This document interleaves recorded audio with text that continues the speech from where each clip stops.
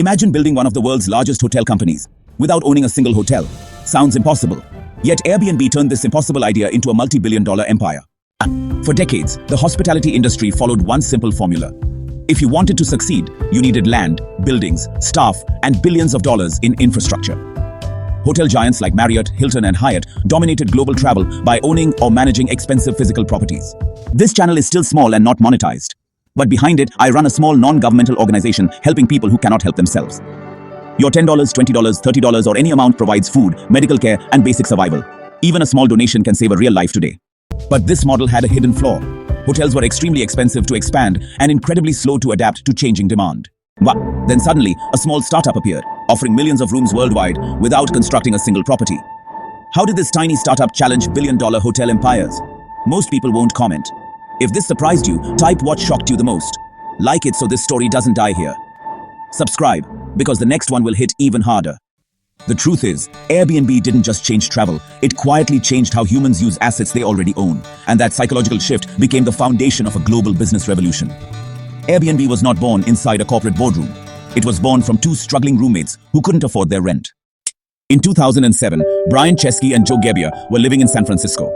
Both were designers and honestly, financially broke. At the same time, a major design conference was happening in the city. Hotels were, like, fully booked. Visitors had nowhere to stay.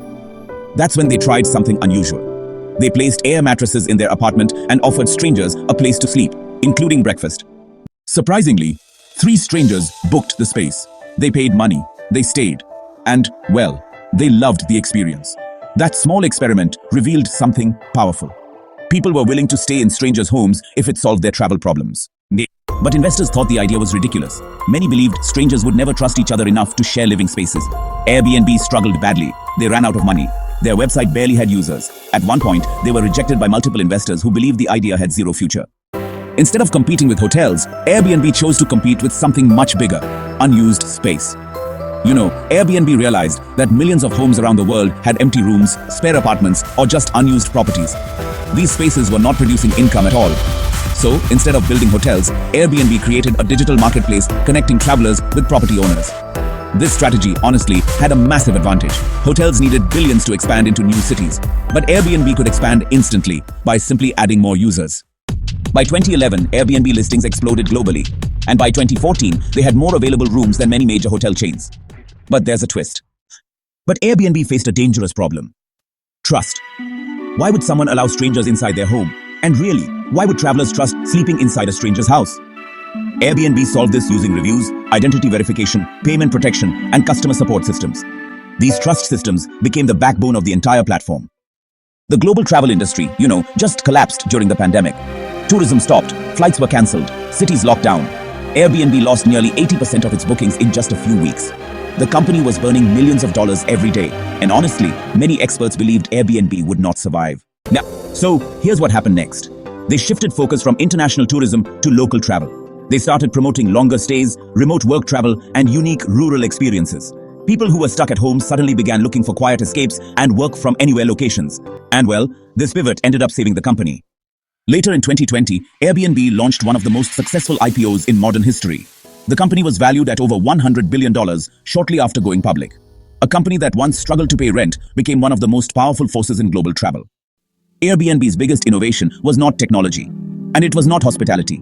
It was perspective, learning. Airbnb proved that owning assets is not always necessary to build massive companies. Sometimes, controlling access to assets can be even more powerful. They transformed unused personal spaces into a global economic network. They turned ordinary homeowners into entrepreneurs. And, they forced entire industries to rethink their business models. Today, this channel is still small and not monetized. But behind it, I run a small non-governmental organization helping people who cannot help themselves. Your $10, $20, $30 or any amount provides food, medical care, and basic survival.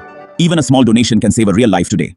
The asset-light business strategy is used by many global companies, from ride-sharing platforms to delivery apps. Airbnb's story reveals one simple but game-changing truth. Opportunities are often hidden inside resources that people ignore every day. The biggest innovations don't always come from creating something new. Sometimes, they come from seeing existing things differently. But now think about this. What everyday resource around you is being wasted? And could that unused opportunity become the next billion-dollar idea? If this story changed how you see business and innovation, share your thoughts below and subscribe for more hidden power stories shaping the modern world.